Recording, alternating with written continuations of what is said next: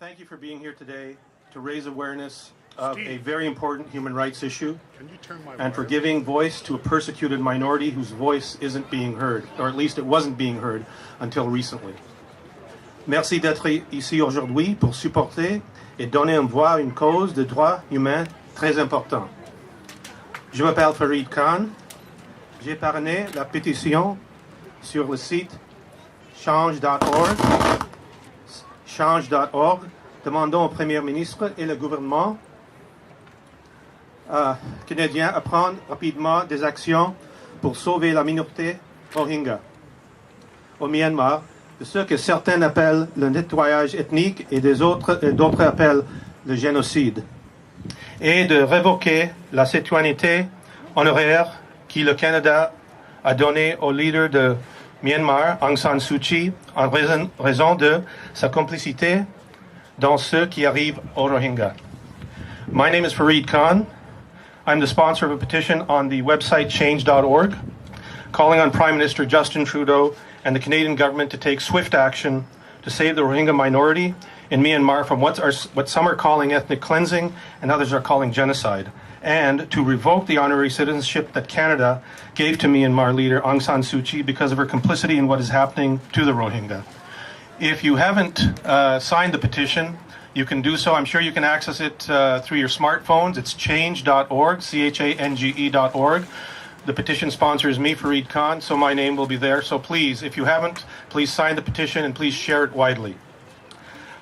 I'd like to begin by thanking Foreign Affairs Minister Chrystia Freeland and the government for acknowledging yesterday that what is happening in Myanmar is in fact ethnic cleansing.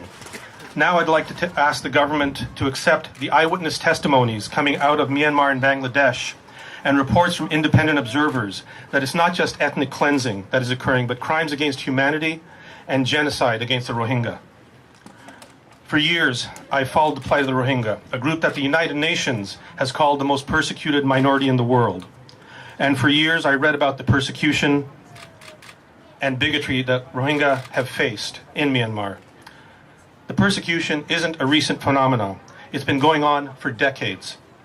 But in the last decade, the persecution has reached a new level of brutality. Since mid-August, reports have been leaking out of Myanmar that the military had undertaken a campaign of ethnic cleansing. Eyewitness accounts and reports from human rights workers and journalists in the region indicated that soldiers were going from village to village in Rakhine province, killing entire families, burning villages to the ground, and burning corpses to dispose of the evidence. This is not merely ethnic cleansing, which is bad enough. This is far worse. As this was happening, I kept on thinking that world leaders would speak out against these atrocities. And yet there was a deafening silence while in Myanmar people were dying and whole communities were being wiped out. Human Rights Watch, through satellite imagery, has documented scores of Rohingya villages that have been completely destroyed. When asked about this, the leadership of Myanmar came up with the unbelievable claim that the villages were set on fire by their residents, their inhabitants. Reading about these atrocities compelled me to act to get the attention of the Canadian government in some way. So I drafted a petition on the website change.org, which I posted 12 days ago. Since I posted it, over 23,000 people have signed the petition from across the country and elsewhere. Other similar petitions on other platforms have also received tens of thousands of Canadian signatures demonstrating that Canadians want our government to take forceful action and meaningful action immediately. In addition to those who have signed these petitions, prominent Canadians have also called on the government to act. In a column in the Globe and Mail last week, former Liberal Foreign Affairs Minister Lloyd Axworthy and former Cabinet Minister and UN Ambassador Alan Rock called on the federal government to take decisive action in Canada and internationally, including launching efforts to have Aung San Suu Kyi's Nobel Prize withdrawn. Joining them in a call for action are Andrew Bennett, the former Canadian Ambassador for Religious Freedom, and Kyle Matthews, the Executive Director of the Institute of Genocide Studies at Concordia University in Montreal. The Reverend Martin Luther King once said that the greatest sin of our time is not the destruction of the good around us by the few, but the apathy of the vast majority who sit idly by as it happens. I believe that is why all of us are here today. We are here because we refuse to live in a world of apathy when we witness brutality being inflicted upon the innocent. We want to be part of the solution that protects the innocent and saves lives. We want actions that are beyond words that merely express concern. Je crois que c'est pourquoi nous sommes toujours tous ici aujourd'hui. That's right. Go ahead. Je crois que c'est pourquoi nous sommes tous ici aujourd'hui. Nous sommes ici parce que nous refusons de vivre dans un monde d'apathie lorsque nous sommes témoins de la brutalité infligée aux innocents. We are here to say that the brutality and insanity that is occurring in Myanmar must stop. We are here as brothers and sisters to the suffering in the Rohingya community. We are here to speak for those whose land is being laid waste, whose homes are being destroyed, and whose lives are being snuffed out. We are here to speak for 30-year-old Petnam Ali, who a few weeks ago escaped with his family into the jungle near the village of Tulatoli in Myanmar when he heard soldiers entering the village. His entire family managed to escape, all except his 75-year-old grandmother, who was too old to run and keep up with them. After the soldiers left, Petnam returned to his burnt-out village to check for survivors. What he found was the body of his neighbor, 85-year-old Abu Shama, lying in the street with a gunshot wound to his chest. And in the burned-out shell of his home, which used to house 16 members of his extended family, he found the burned and decapitated body of his 75-year-old grandmother. We are here to give voice to 65-year-old Kamir Ahmed, another resident of Tulatoli. When he heard the shooting in the north of his village, he jumped into the nearby river with his two sons, aged 10 and 12, and swam to the other side. From where he and his sons were hiding in the hills above the river that looked down on the village, Kabir saw soldiers throw children into the river, including his 3-year-old granddaughter and his 1-year-old grandson, and then shoot them. Later, the soldiers collected the bodies on the riverbank and burned them to try and hide the evidence of the atrocity. We are here to speak for another resident of Tulatoli, 55-year-old Zahir Ahmed. When the shooting started, he was told by his son to hide, so he jumped into the river and swam to the other side. His son then ran home to try and rescue other members of the family, but never returned. Zahir hid for hours, hoping that someone from his family had survived, but no one did. Zahir lost his wife, his sons aged 35, 12, 10, 7, and 6 months. He also lost a daughter aged 25 and her husband, as well as her sisters, his daughters aged 14, 6, 5, 2, and 6 months. These are only 3 survivor stories from one village who have told their stories. There are many more destroyed villages with thousands of similar stories. Myanmar leader Aung San Suu Kyi and the head of the Myanmar military claim that they are conducting counter-terrorism operations in the region, and those being killed are terrorists. These survivor stories and hundreds of other eyewitness accounts prove otherwise. We are here because as Canadians, and as human beings, we want our Prime Minister and the leaders of other nations who value human rights, democracy, and the rule of law to speak out about these atrocities and take action to protect the innocent. Nous sommes ici parce que, en tant que Canadiens et en tant qu'êtres humains, nous voulons que notre Premier ministre et les dirigeants d'autres pays qui apprécient les droits de l'homme, la démocratie, et les règles de droit pour parler de ces atrocités et prendre des mesures pour protéger les innocents. We call on them to act for the sake of the persecuted, the helpless, and the innocent Rohingya who are facing death and destruction.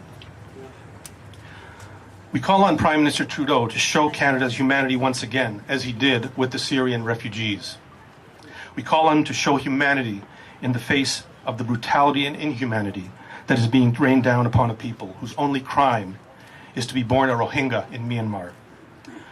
Nous appelons le Premier ministre à montrer l'humanité du Canada face à la brutalité et l'inhumanité qui est infligée à un peuple dont le seul crime doit naître un Rohingya au Myanmar. Aung San Suu Kyi has been asked repeatedly to speak out against the atrocities that are being committed by her military and nationalist groups within her country. She's been called to end her silence by the Pope, the Dalai Lama, other Nobel Peace Prize laureates, including South African Archbishop Desmond Tutu and Malala Yousafzai, and other honorary Canadian. But she has refused. As Canadians, we believe in democracy, freedom, protection of human rights, and a commitment to the rule of law. When Canada conferred honorary Canadian status on Aung San Suu Kyi, it was because she was said to embody these principles. Regrettably, that no longer seems to be the case. So, Mr. Prime Minister, as Canadians, we ask you to take the following concrete actions in defense of the Rohingya.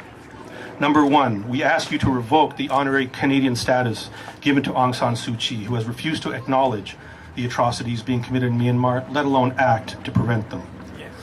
She no longer deserves the honor of being in the company of people like Nelson Mandela, the Dalai Lama, and Malala Yousafzai.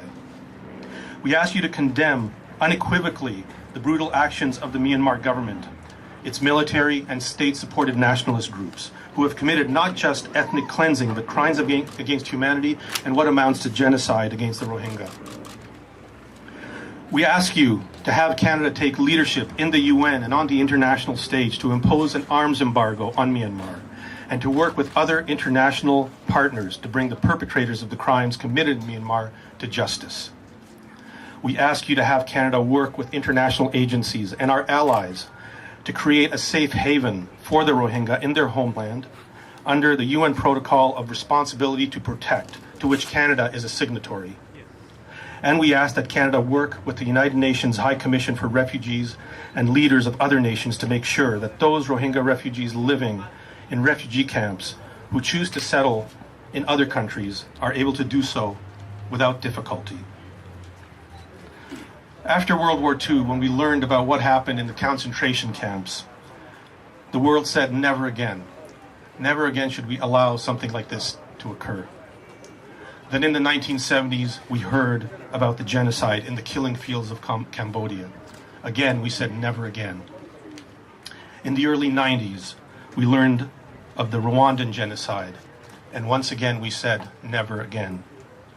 We are now witnessing what many are calling a genocide, another genocide, and the words never again have lost their meaning. Les Rohingyas méritent ce que tous les Canadiens prennent pour acquis. Vivent dans une société qui soit sûre, basée sur les idéaux démocratiques, où leurs droits de l'homme sont protégés et où les règles de droit sont primordiales. The Rohingya deserve what all Canadians take for granted: to live in a society that is safe, in a society based on democratic ideals, where their human rights are protected and where the rule of law is paramount. In his speech before Parliament last year, former President Barack Obama said, "The world needs more Canada." I think all of us here agree. The world does need more Canada, and more than ever before.